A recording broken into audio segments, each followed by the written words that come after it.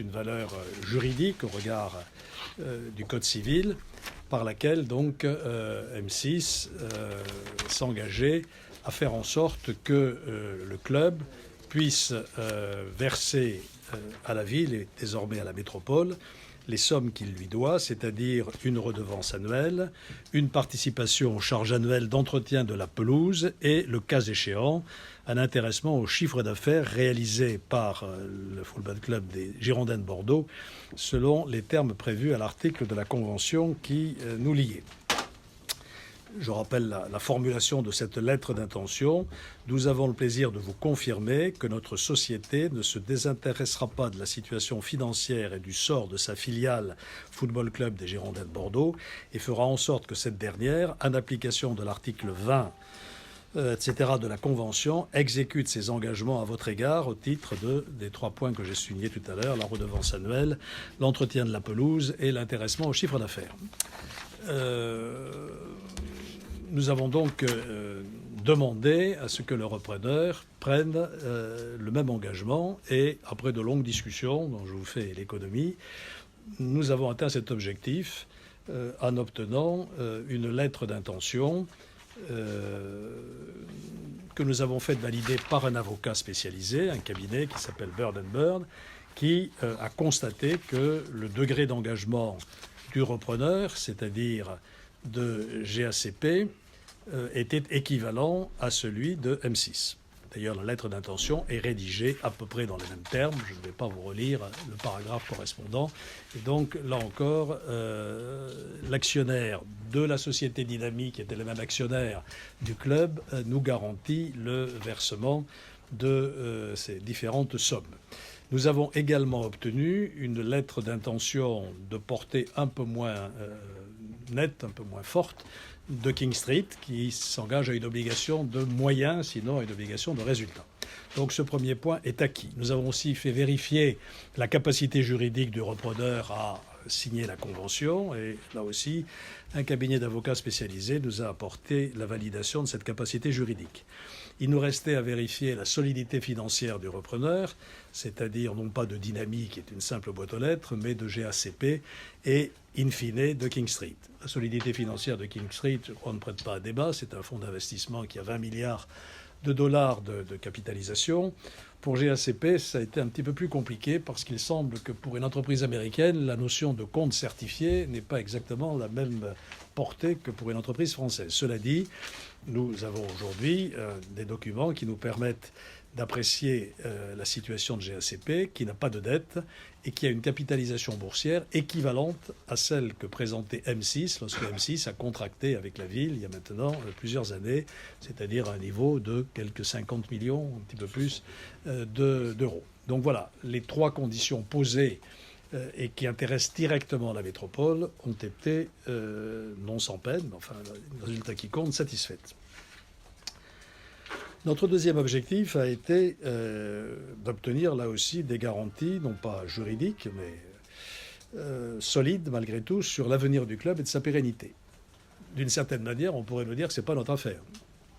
Nous ne sommes pas responsables de la gestion du club. Vous savez, la distance que j'ai toujours prise avec la gestion des clubs sportifs, la collectivité n'a pas à s'en mêler, c'est l'affaire de ses actionnaires. Cela dit, nous sommes très attachés à ce club et nous souhaitons avoir des indications sérieuses sur son avenir.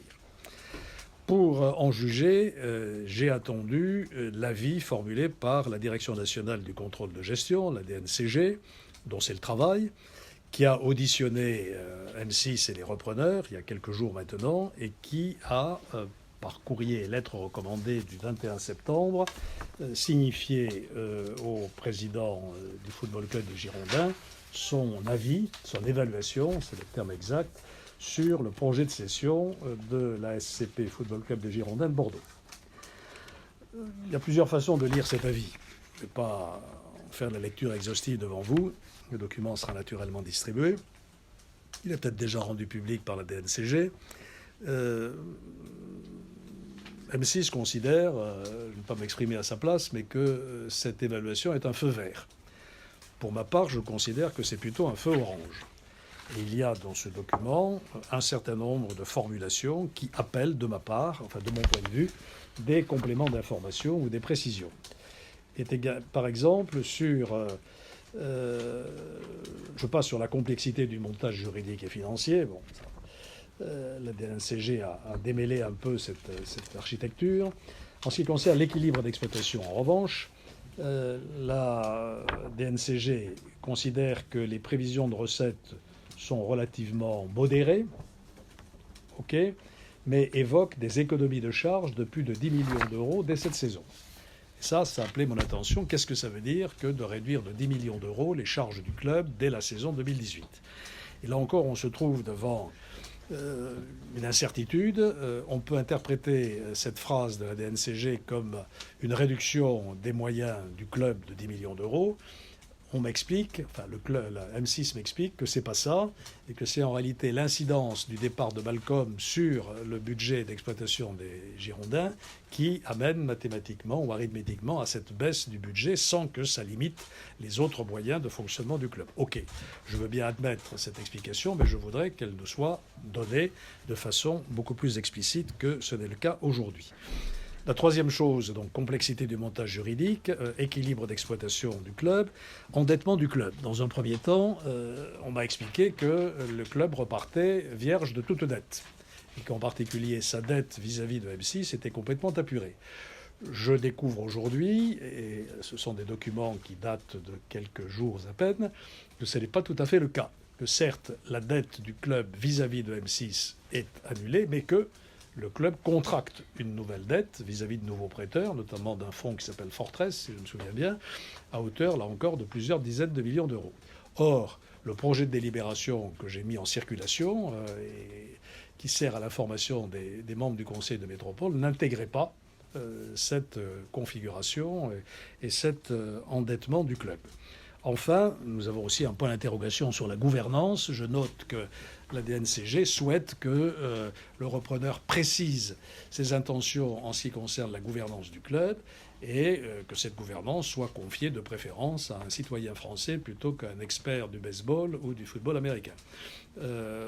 Pour toutes ces raisons, pour regard de toutes ces incertitudes, j'ai pensé qu'il fallait prendre un peu de temps pour obtenir les informations et les précisions nécessaires. Et c'est la raison pour laquelle j'ai demandé je ne sais pas si c'est le gérant ou au président de GACP, M. Dagrosa, d'accepter de venir devant les commissions réunies de notre établissement public pour répondre à toutes les questions qui seront posées par les membres de ces commissions. Questions qui seront aussi peut-être suggérées par tous ceux qui s'intéressent au dossier, je pense aux ultramarins que j'ai reçus il y a peu de temps, ou par la presse elle-même. Et à la lumière de ces précisions, je soumettrai le lendemain, le 12... Alors cette réunion des commissions réunies est programmée sous 15 jours parce qu'il nous faut le temps de respecter les délais réglementaires de diffusion des documents aux conseillers métropolitains. Donc elle devrait avoir lieu le 11 octobre. Et le 12 octobre, une session extraordinaire du Conseil de métropole permettra de délibérer sur la délibération revue et corrigée à la lumière des informations dont nous disposerons d'ici là. M. Dagrosa m'a donné son accord sur cette procédure, ainsi que M6 d'ailleurs, et donc on a calé ce calendrier avec cette volonté de mettre sur la table la totalité des informations nécessaires. Voilà donc où nous en sommes, un report de 15 jours qui permettra de clarifier le dossier. Moi, j'ai toute raison de penser que le repreneur est de bonne foi, qu'il a envie de faire en sorte que ce club se développe.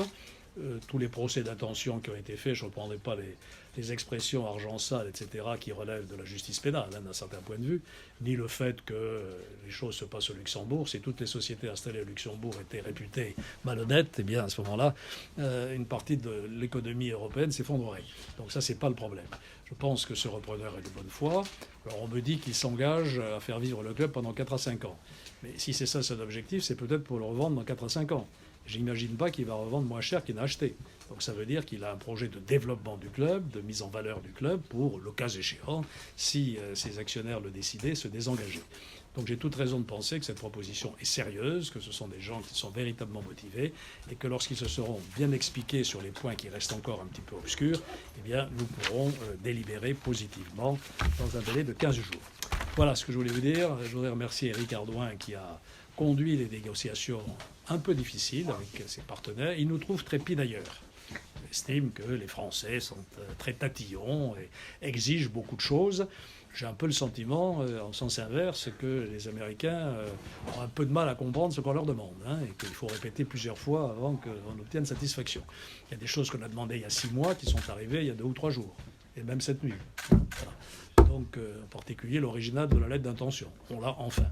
Donc, ce qui peut expliquer ce délai, qui n'est pas un acte de méfiance, je le répète, vis-à-vis des repreneurs, mais un acte de clarification, une exigence de clarification. Voilà, mesdames et messieurs, ce que je souhaitais vous dire. Je vois que vous avez noté tout ça méthodiquement. Si vous avez des questions complémentaires. La vente n'est pas remise en cause ce soir. Pardon ? La vente n'est pas remise Non, en cause. absolument pas. D'ailleurs, moi, je ne peux pas remettre en cause la vente. Ce que je peux remettre en cause, c'est la main levée de l'obligation qui incombe à M6 de garantir le paiement par le club de ce qu'il doit à la métropole. Si jamais lors de la venue de M. Dagrossa, ce n'est pas concluant. Pardon ? Si jamais lors de la venue de M. Dagrossa, le 11 octobre, ce n'est pas concluant. Écoutez, ne soyons pas pessimistes. Je vous ai dit que sur les garanties, on les a. Et donc, elles seront fournies aux membres du Conseil. Ils ne les ont pas eues parce que certaines sont arrivées hors délai, mais on les a aujourd'hui. Et donc là-dessus, on est tout à fait assuré d'une réponse positive. Et pour le reste, d'après les informations qu'on a, je pense que le repreneur est en mesure de répondre positivement aux questions de la DNCG elle-même. La délibération qui devait être votée demain, donc elle est retirée.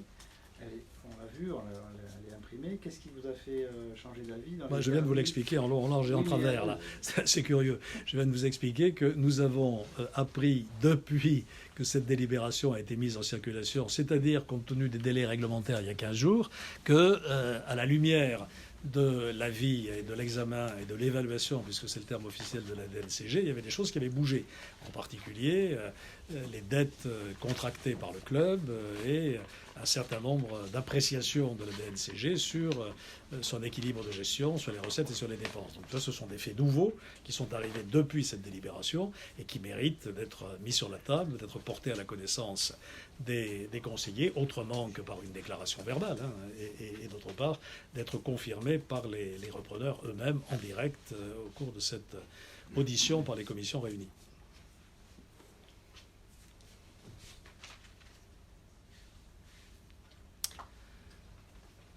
Ça tweet. Non. Ça tweet pas. C'est les courses ce soir. Non, mais quoi, je vous en ai beaucoup dit, donc je pense que... Hein ? Oui, bon, enfin, j'envisage le prochain épisode avec sérénité. Je pense que les choses se passeront bien, mais elles se passeront dans la clarté. Donc je préfère que tout soit mis sur la table. Et la pression maintenant est telle que, voilà, tout est sur la table. Est-ce que vous avez échangé avec M. de Taverneau dans les dernières heures là, sur cette décision Oui, j'ai échangé, je l'ai vu. J'étais pas au match hier soir. J'ai raté une belle victoire. Mais je l'ai vu ce matin et nous sommes parlé à nouveau. Et j'ai eu M. Dagrossa au téléphone en début d'après-midi. Le fait que ça traîne ne vous inquiète pas du coup? Le fait que Le fait que ça traîne, ça ne vous inquiète pas? Bon, écoutez, j'aurais préféré qu'on ait tous ces éléments d'information aujourd'hui. Mais enfin, moi, je ne suis pas pressé. Pour l'instant, M6 est toujours actionnaire et M6 est toujours le garant du versement à la métropole des sommes qu'il lui doit. Donc, je suis assez serein de ce point de vue-là. Voilà, mesdames, messieurs, merci beaucoup.